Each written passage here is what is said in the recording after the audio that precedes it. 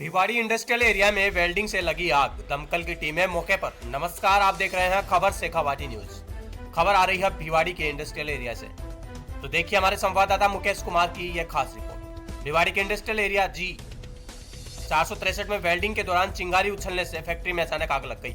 घटना के तुरंत बाद फैक्ट्री कर्मचारियों ने अग्निशमन विभाग को सूचना दी। आग बुझाने के लिए भिवाड़ी के विभिन्न क्षेत्रों से 3 दमकल टीम मौके पर पहुंचकर राहत कार्य में जुटी है।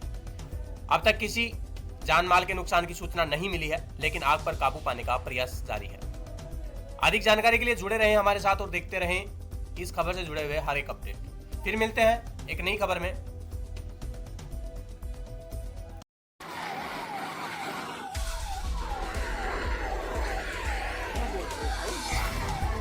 मैं भी नहीं सोच रहा